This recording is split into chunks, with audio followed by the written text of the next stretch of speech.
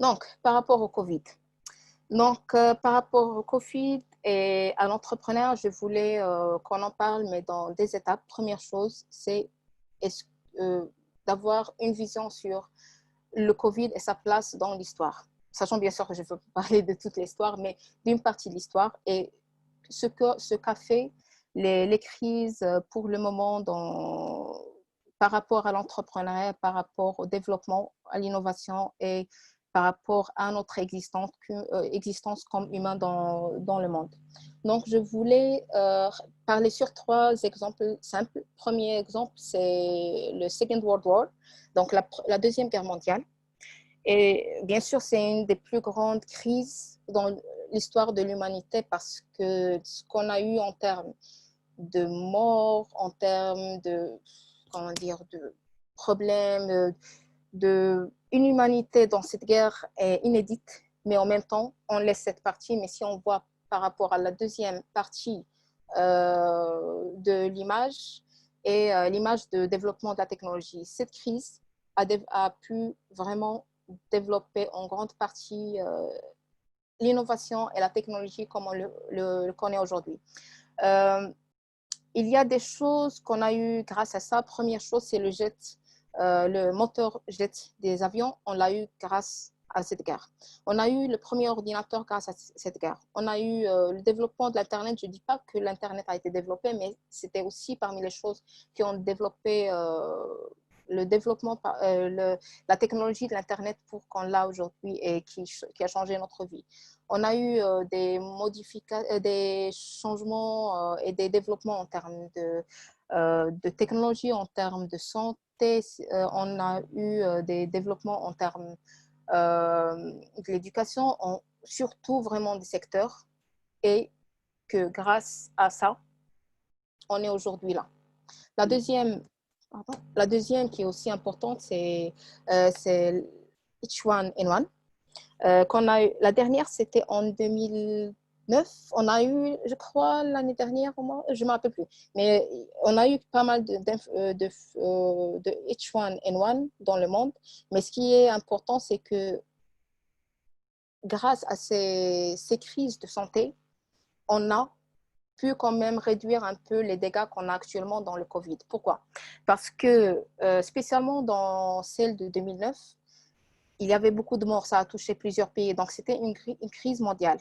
Ce qui a poussé tout le monde à partir vers le travail ensemble, vers la collaboration et vers le développement de secteurs de santé, des laboratoires principalement et de quelques technologies c'est-à-dire le travail dans le web par rapport au diagnostic, par rapport à l'évaluation de l'efficacité et sur d'autres choses.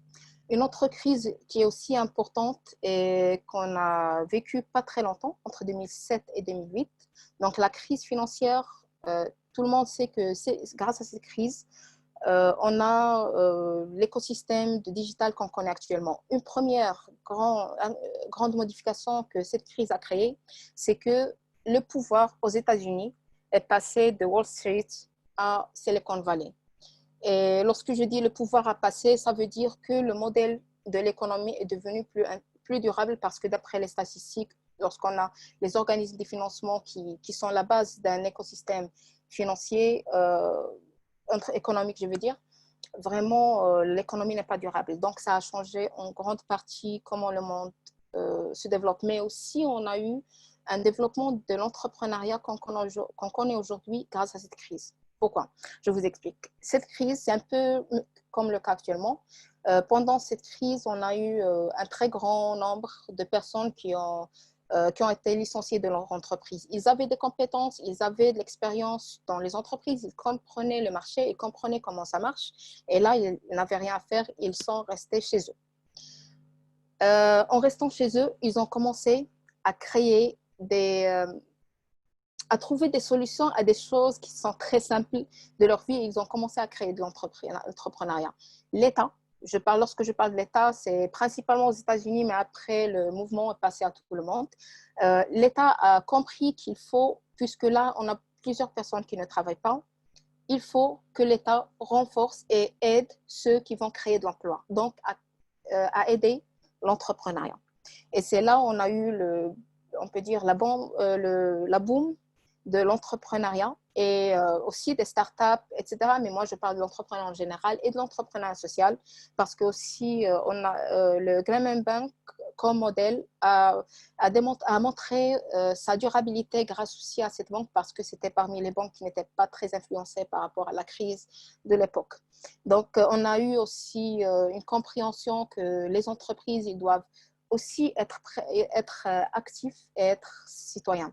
Et là, peut-être c'est un bon passage au point suivant. Pardon, de dire pourquoi ces crises ont aidé.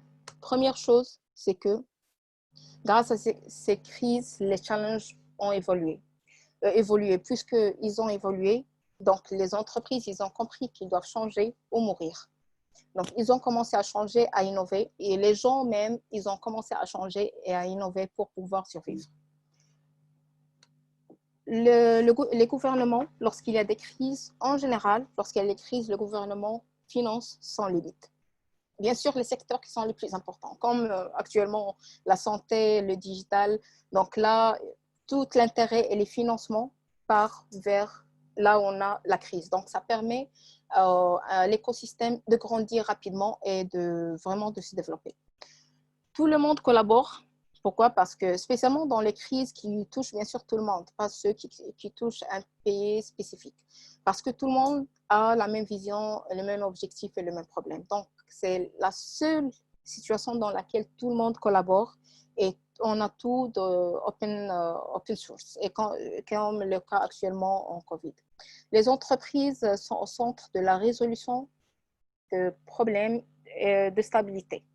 Qu'est-ce que je veux dire par ça? Ça veut dire que à ce point, les gouvernements ils comprennent qu'ils ont besoin des entreprises pour appliquer les changements qu'ils ont besoin d'appliquer. Par exemple, ici au Maroc, il y a des entreprises qui ont commencé rapidement à produire des outils de protection de santé comme les bavettes, comme les appareils de respiration, etc.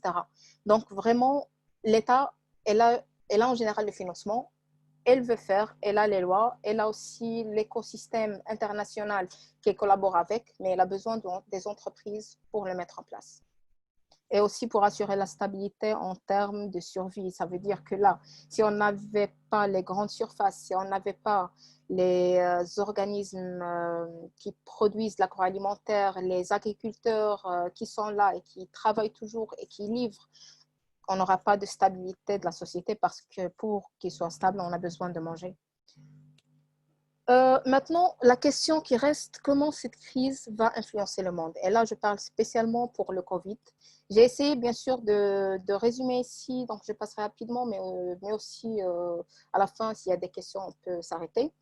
Donc, première chose, c'est que actuellement, on a 3 types de modifications de situation et d'état des secteurs d'activité. On a quelques secteurs qui les plus influencés et que quelquefois, ils ont arrêté leur activité. Quelquefois, leurs activités ne sont pas aussi, on peut dire, ne marchent pas aussi comme avant. Comme on parle des restaurants, des secteurs automobiles, aéronautiques, les cafés, les théâtres et cinémas, l'événementiel. Ça, c'est des choses que là, c'est bon. Personne ne demande ça parce que personne ne peut sortir de chez soi et personne ne va vraiment faire une fête ou quelque chose, même s'ils veulent. Bien sûr, les gouvernements, ils interdisent ça pour réduire aussi les morts. Donc, quelques-uns de ces entreprises, ils sont là sans rien faire. D'autres, ils ont commencé à trouver des solutions.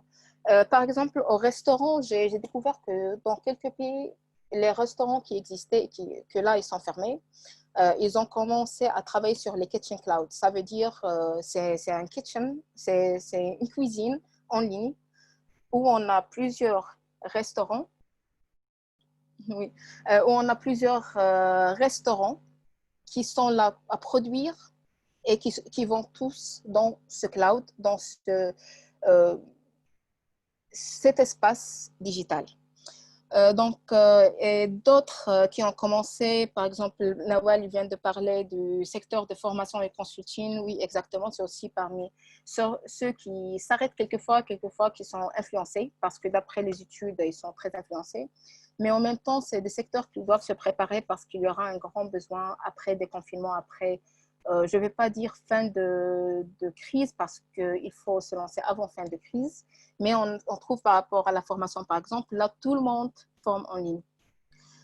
Il y a des secteurs qui sont moyennement stables et qui sont plusieurs, mais c'est principalement ceux qui sont liés à la stabilité de la société, c'est-à-dire ceux qui ont besoin de créer tout ce qui est alimentaire, qui doivent assurer peut-être le transport quelquefois, la livraison, etc. Mais aussi, on a des secteurs qui se renforcent. Et là où il y a la plus grande opportunité à court terme, c'est ces secteurs. Ceux qui peuvent passer d'un des deux autres secteurs à ce troisième, les secteurs qui se renforcent, peut-être temporairement, peut-être à long terme. Mais l'idée vraiment, c'est qu'il faut voir comment on passe d'un secteur à un autre, lorsqu'on peut, bien sûr, et on a les ressources nécessaires.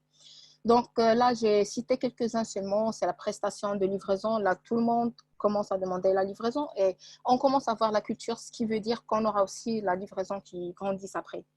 Euh, Secteur stable, la marine marchande qui recrute, centre d'appel. Ok, merci Nawal. Donc Nawal, elle ajoute qu'il y a aussi un autre secteur stable, la marine marchande, pardon. La marine marchande et quelques-uns qui recrutent le plus actuellement, c'est les centres d'appel. Parce que les centres d'appel aussi, c'est intéressant de voir leur système. Il y a plusieurs qui sont passés à travail à domicile dans une durée, je ne vais pas dire rapide, mais quand même intéressante. Donc, bien sûr, tout ce qui est technologie, tout ce qui est service, que là, il passe presque 100% au cloud, online, et qui se renforce, et sans bien sûr oublier un des secteurs qui se renforce le plus, le E, santé. Là, je sais que j'ai quelques amis, Mustapha, que Mohamed y connaît. Donc, Mustapha, il a vraiment lancé une application avec ses amis dans la semaine qui a suivi le confinement. Et j'ai vu que quand même, ça commence à avoir une position dans une durée assez intéressante, très rapide. Un autre changement très important, c'est que actuellement, ça je parle du court terme, on voit que l'entrepreneuriat devient plus socialement conscient. Et là, bien sûr, je vais donner quelques exemples, mais je veux dire par ça, c'est que toutes les entreprises, presque toutes, ceux qui veulent être toujours là, ils deviennent des entreprises citoyennes. Chacun aide de sa façon. Et je parle principalement des grands parce que les petits, il y en a, on voit des deux. Et tout le monde vraiment essaie de résoudre le problème d'une manière très, très rapide. Et parmi les exemples, donc, ça, c'est par rapport à la citoyenneté. Au Maroc, on a par exemple Aqua, je crois, qui était le deuxième qui a donné une donation au fonds créé pour le Covid. Il y a Sotema, qui est une entreprise pharmaceutique qui est aussi très présente en termes de fonds, mais aussi de production des médicaments nécessaires pour traiter les malades du Covid. Au niveau international, on a Amazon qui a, en plus du fait que là, ils sont très présents et qui travaillent en plein temps pour satisfaire tous les besoins à la demande qui a grandi à cause et grâce au Covid, ils ont aussi une partie très intéressante. Ils ont commencé, c'est le même cas de Alibaba, ils ont commencé à supporter par des solutions les entreprises et les markets qui étaient déjà dans leur application, mais quelquefois qui ne sont pas dans leur application. C'est le cas aussi de Facebook.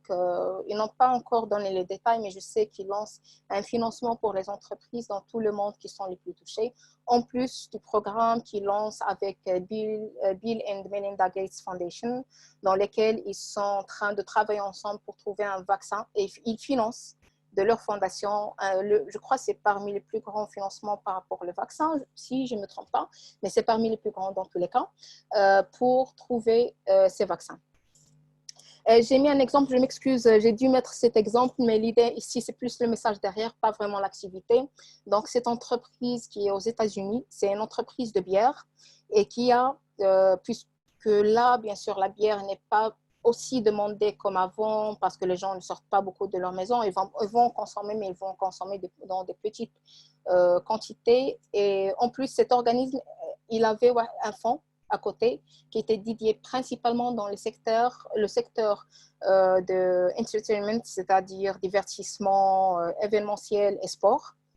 La première chose qu'ils ont fait, on a ce fonds qui a l'objectif de créer une image et d'attirer les gens. Donc, ils ont pris ce fonds, ils ont commencé à financer les opérations de la Croix-Rouge aux États-Unis. Ils ont aussi commencé à utiliser leur parc de production pour produire les produits, comment on les appelle, les produits désinfectants et qu'ils vendent quelquefois et qu'ils donnent d'autres fois. Et ils ont fait pas mal d'autres choses qui sont intéressantes. Par rapport au deuxième point que j'ai parlé avant, j'ai parlé de la citoyenneté et la partie où les entreprises ont commencé à trouver des solutions rapides. Et là, j'ai quelques exemples, des exemples d'entreprises qui ont changé quelquefois leur activité, comme le Volkswagen, lorsque je dis changer, pas 100%, mais en partie, Volkswagen actuellement et d'autres entreprises comme Ford et les grandes entreprises d'automobiles, ils commencent à produire des machines respiratoires. Ils ont la technologie, donc ils passent d'une production qui n'est plus demandée, au moins temporairement, il n'est plus demandé parce que personne ne va acheter une voiture actuellement. Ceux qui veulent acheter, ils vont attendre après la crise. Donc, Volkswagen, il aura toujours ses clients après, a priori, en partie, sauf ceux qui ont perdu leur emploi. Mais quand même, il assure la période de transition pour y arriver à ce moment. H&M, j'ai adoré ce qu'ils ont fait, la vérité. C'est une entreprise de textile, mais ils ont préféré de mettre au service de la société, mais aussi de générer de l'argent de leur supply chain. Ils ont tout un écosystème de supply chain qui assure le transport, la livraison, l'approvisionnement, etc.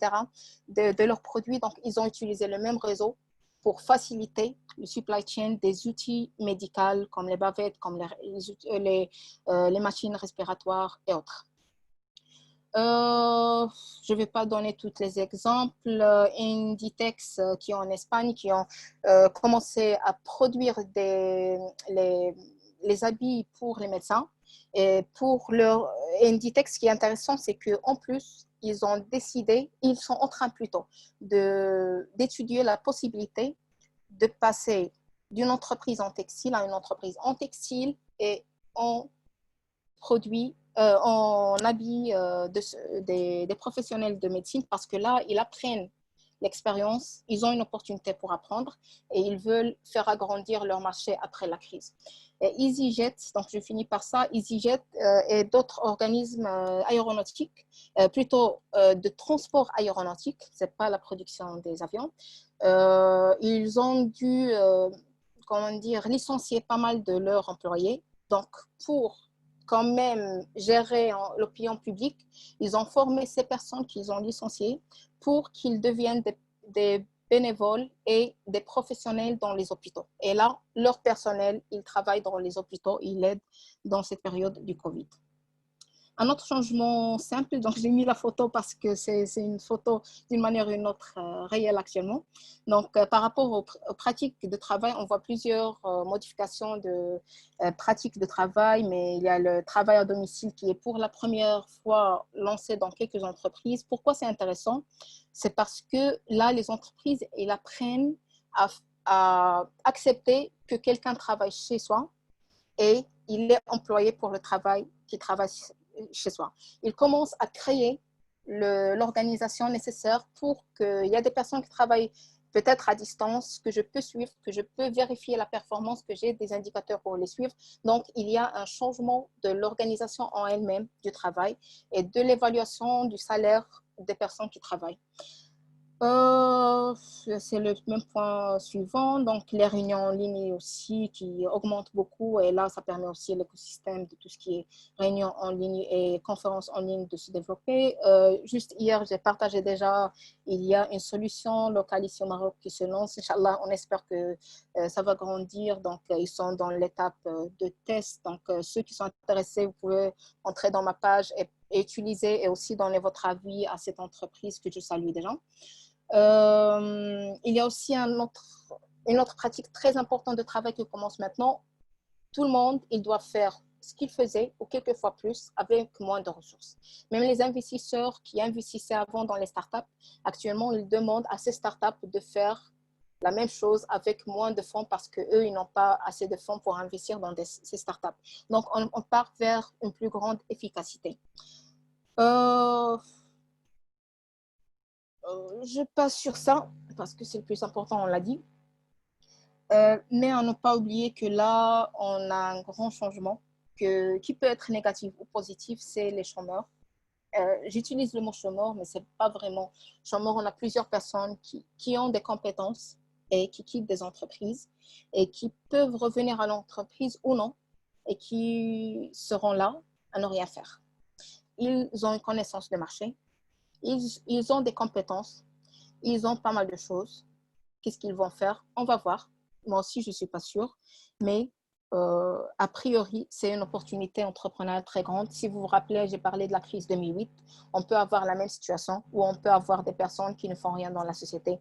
Donc, ça va dépendre. Vraiment, ça va dépendre de ce que nous, on va faire en tant qu'acteurs de l'entrepreneuriat et ce que les autres, ils vont faire en tant aussi d'acteurs de l'entrepreneuriat.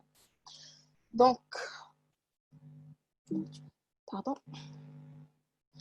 Un seul dernier point avant que je passe le point suivant, c'est est-ce que ces impacts sur lesquels on a parlé, c'est des impacts à court terme ou long terme? Ça dépend. Quelques-uns, ils sont à court terme. Alors, il faut faire cette différence parce que si c'est des influences ou des changements qui sont à court terme, on doit aussi se changer à court terme, mais on doit avoir une autre stratégie pour le long terme. Si on a des choses qui sont à long terme, il faut dès maintenant travailler sur le long terme et peut-être prendre plus de temps dans la planification que de lancer des actions actuellement. Mais ce qui est sûr que vraiment le monde va changer. Ça, on le voit déjà, mais vraiment toutes les crises dans l'histoire, ils l'ont démontré. Ça veut dire qu'on ne sera plus la même entreprise, la même société, le même monde qu'on a été en janvier 2020. Il y a, donc là je passerai peut-être rapidement, il y a seulement, il faut lorsqu'on essaye de comprendre l'influence, il faut comprendre l'influence aussi en termes d'achat parce que là les comportements des acheteurs changent, les produits demandés ils changent, il faut aussi voir notre produit, est-ce que c'est un produit qui sera acheté par la suite ou c'est un produit qui sera plus acheté ou c'est un produit qui sera toujours acheté même dans la crise. Parce que si c'est un produit qui sera vendu après, ça veut dire que les ménages et les gens qui vont acheter, ils sont en train d'épargner ce fonds. On doit aussi être prêt lorsque la crise s'arrête, qu'ils donnent tout leur argent pour nous, ou au moins, ils donnent une grande partie pour notre entreprise. Si c'est des produits qui sont plus demandés, c'est bon, on s'arrête. Plutôt, on se développe, on modifie, on fait quelque chose. On en a parlé sur ça. Et dernier point par rapport à l'entrepreneuriat social, puisque aussi on est là pour travailler et pour parler sur l'entrepreneuriat social. Peut-être c'est plus un avis, mais plusieurs indicateurs le démontrent. C'est que l'entrepreneuriat social, elle aura une plus grande importance dans les années prochaines. Pourquoi? Parce que premièrement, les entreprises sociales, pendant cette crise, elles n'ont pas laissé leurs bénéficiaires et clients parce qu'ils étaient là pour résoudre un problème. Donc, leurs bénéficiaires qui avaient un problème, là, ils ont des problèmes. Donc, eux, ils ont commencé à vraiment trouver des solutions, quelquefois à long terme, par rapport à leurs clients. Salut, Esma. Et aussi, en général, les entreprises sociales, ils ont des modèles très flexibles changer rapidement parce que les entreprises sociales, ils ne tournent pas autour d'un produit ou d'un service, ils tournent autour d'un, il y a la partie durable, mais autour d'un problème. Donc, ils peuvent rapidement changer pour résoudre le même problème et peut-être mieux. Ok, maintenant, je vais voir, peut-être on passe sur ça. Mohamed, je ne sais pas combien on a encore du temps pour voir ce que je peux, sur quoi je peux parler ou non.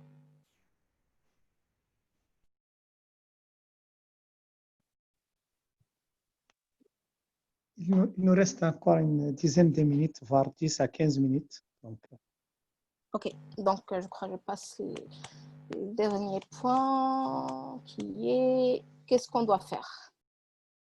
Maintenant, on a parlé sur plusieurs choses. Il y a des points que je n'ai pas dit, mais en général, il y a beaucoup de choses à dire sur le coronavirus. Je me suis focalisée sur les plus importants.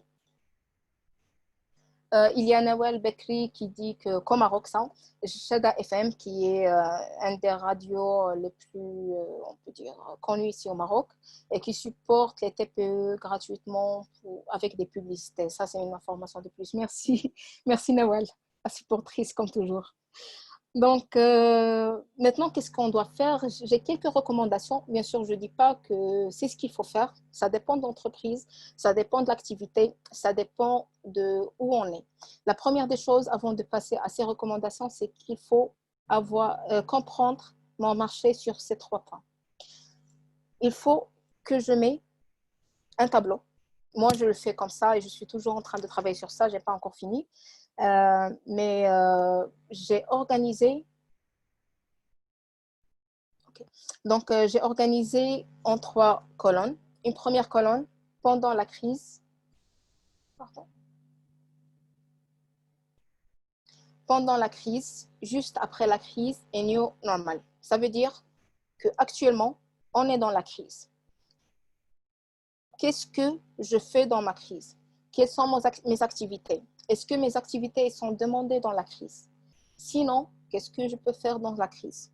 Est-ce que j'ai les compétences pour faire ce que je veux faire dans la crise? Donc, préparer, et déjà faire un diagnostic pendant la crise et préparer ce que je vais faire pendant la crise. Juste après la crise, même chose, même travail, mais on a le confinement qui s'arrête. Chaque pays a une feuille de route spéciale, mais dans votre pays, après, combien de temps on sera entre normal et après crise? Donc, cette période, est-ce que mon produit sera demandé? Est-ce que je peux être fonctionnel? Sinon, qu'est-ce que je dois faire?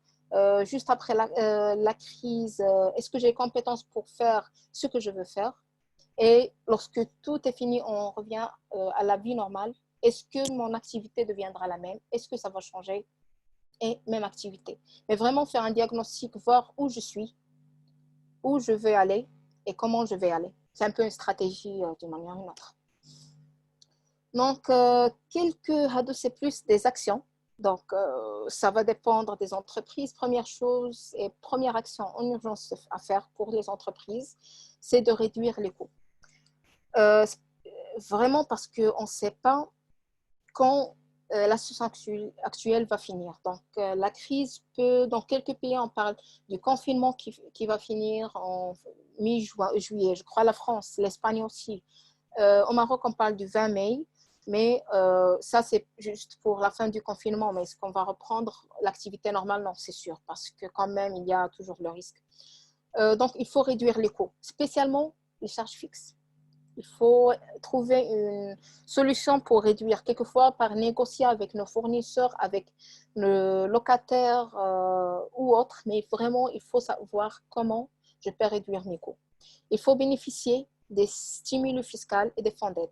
C'est-à-dire, même si j'ai un fonds actuellement et l'État il dit que c'est possible de remporter l'impôt à la fin de l'année, je remporte parce que les fonds actuels, peut-être que j'en aurai besoin pour assurer la continuité de l'entreprise. Et les fonds d'aide aussi, bien sûr.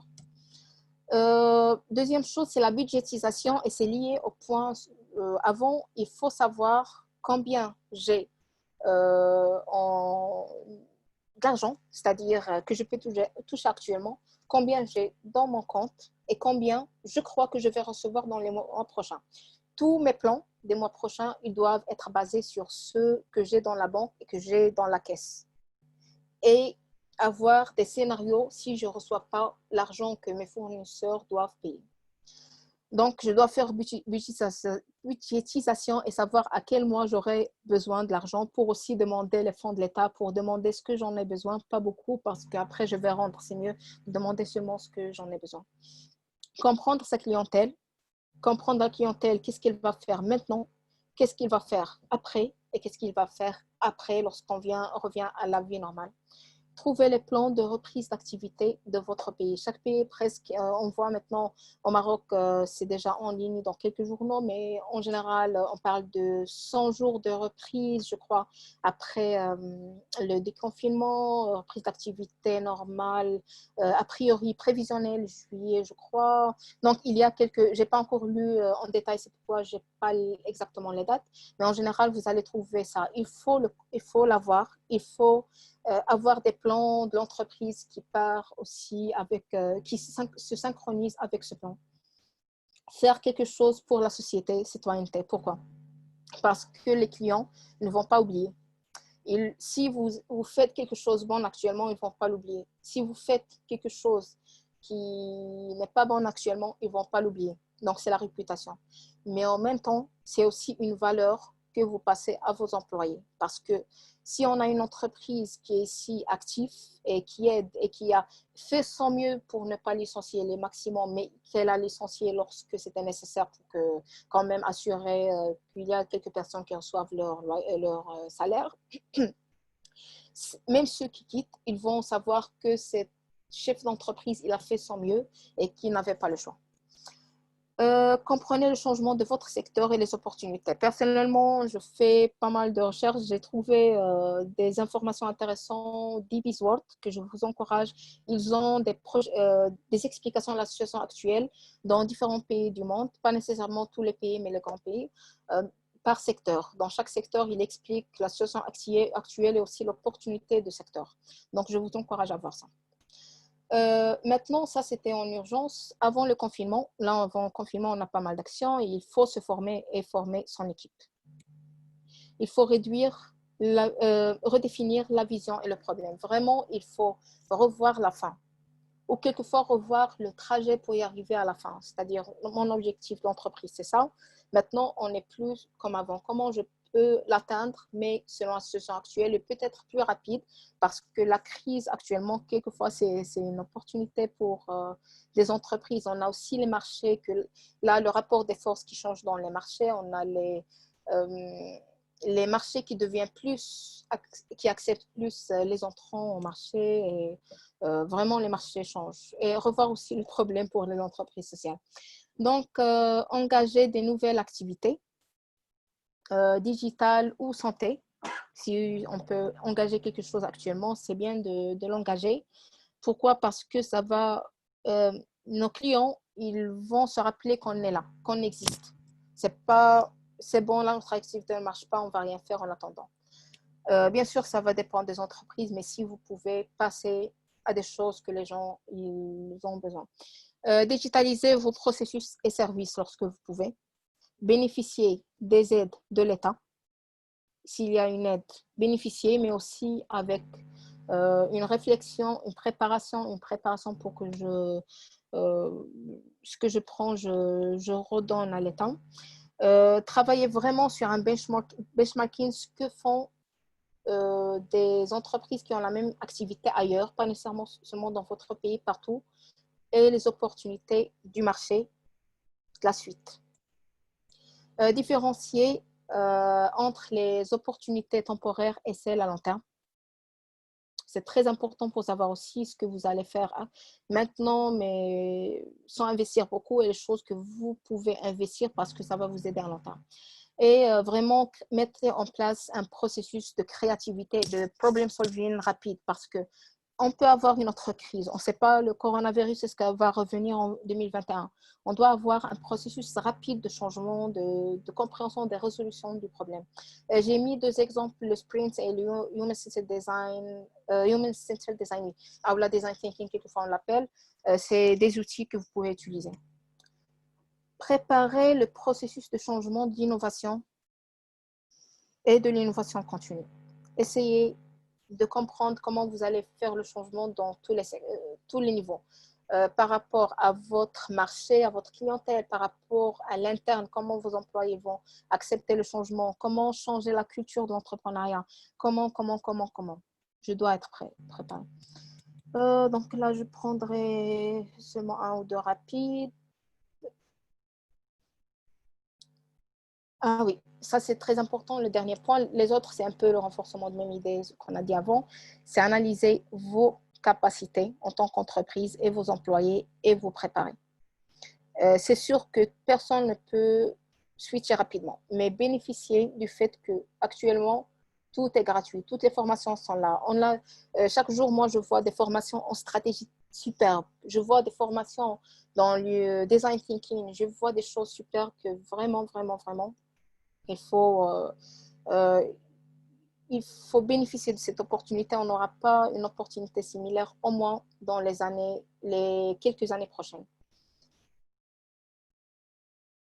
Ok, pour finir, j'ai essayé de parler un peu de ma vision des choses et aussi de ce que j'ai vu dans le monde et aussi dans nos pays.